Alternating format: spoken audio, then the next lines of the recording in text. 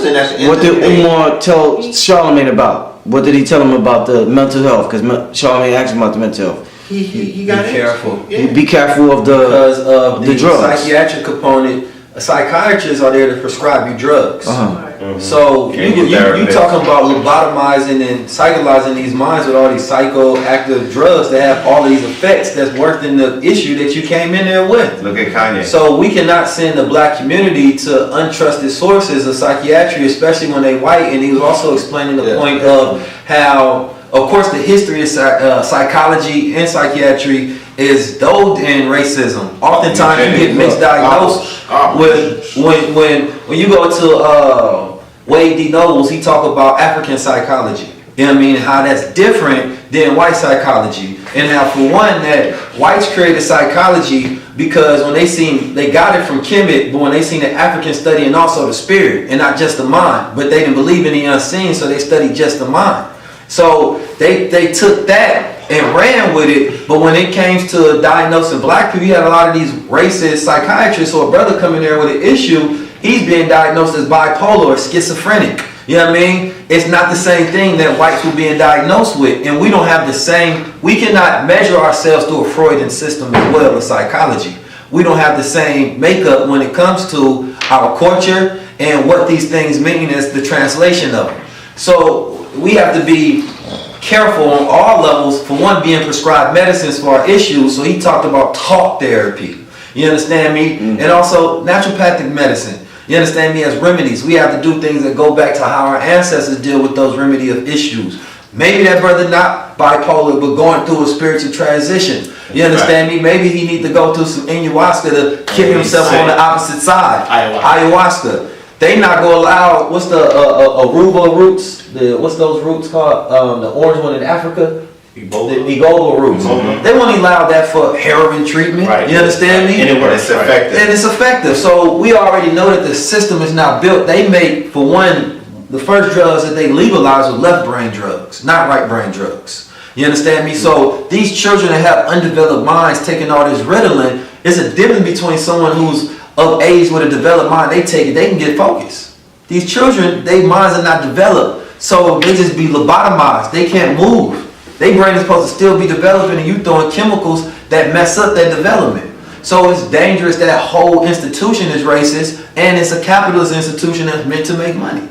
So yes, mental health is a very important topic because, for one, we have no facilities that black men and black women can go to. And those average men that's walking around with his eyeballs popped that used to be normal a year ago, and you trying to figure out why is he a ghost in the shell of his old self? Because he done went through all these issues and just been called crazy. That's not your crazy uncle. That's someone who has issues that was never been able to go through, that he had to suppress, and by not having the ability to express himself causes those depressions and those issues to where his energy can't flow through his body.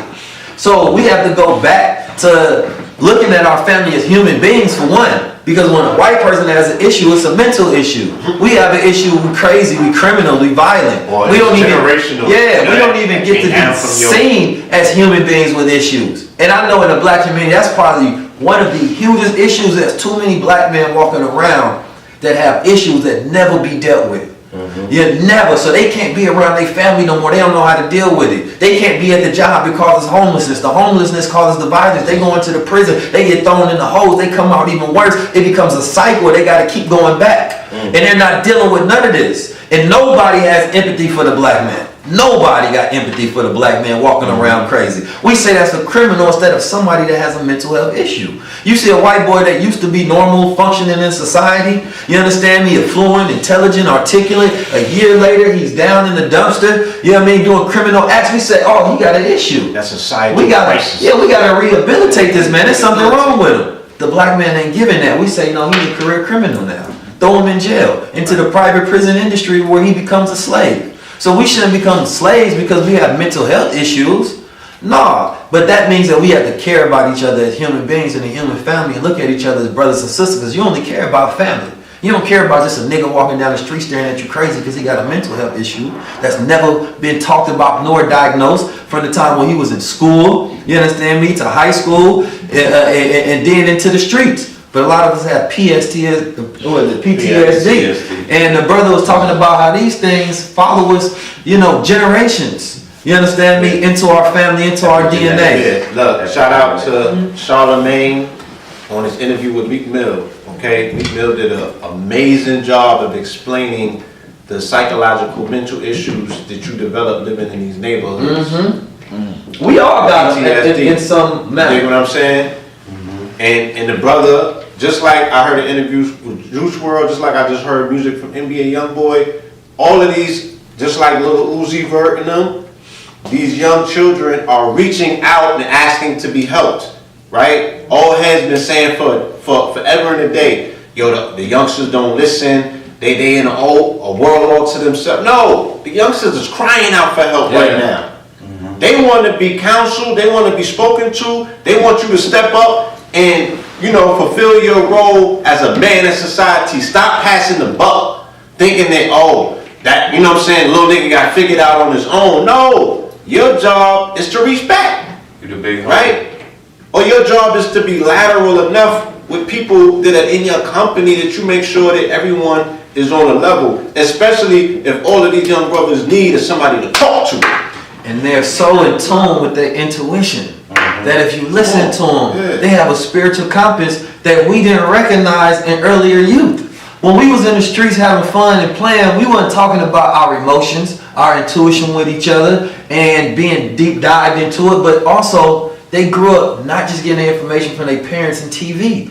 They do independent research. So when you think that a young person should be, it's not where they at. Because now what has entered into their universe's atmosphere is information and knowledge that allows them to think deeper and farther into subjects. So when they talking about, you know, their emotions, they speak and articulate their intuitions in a manner that I haven't seen no generation do. You understand me? So we also, for one, you have to acknowledge the brilliance of where they are. The component that they're missing is the masculinity. The masculinity allows you to rise above your emotions into the thinking of God. What is God? God is logic and consciousness, rationality. So it allows you to understand yourself. You understand me? But when Give they're me an lacking example of understanding, somebody. they don't know themselves. Give me an example of someone who has displayed this emotional element and this masculine element that you're talking about. Because it seems as though we always get individuals that have one or have the other. So give me an example that we may reflect on. I would say if you listen to 444, Jay-Z did a great job when he talked about his ability, the things that was happening in his marriage. And you found a balance between like, oh, this is a boss billionaire, bruh, you know, do business, things of that nature. But wait a minute.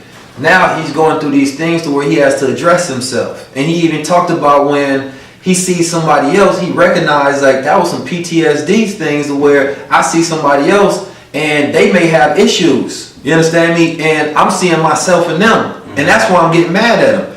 So I think that when you look at Jay-Z, Nipsey Hussle at the same time. Nipsey Hussle, his relationship with Lauren London, when they had their interviews, he showed a softer side to where he wasn't afraid to show that. But you knew that was also a celebration of masculinity, but he wasn't afraid to articulate how he felt. You understand me? In front of the woman and not being too cool. And he would dive into what those emotions were and understanding that. So I would say Nipsey Hussle and Jay-Z have been great examples at showcasing, oh, wait a minute. And especially when it's dealing with women and just dealing with your emotions, period, that I'm supposed to talk these things out. I'm supposed to figure these things out. I'm not supposed to just get mad and say, I'm a man, you know, and don't have the ability to go through them and suppress them. No, they put their feelings out there, but not in a manner that made them seem feminine.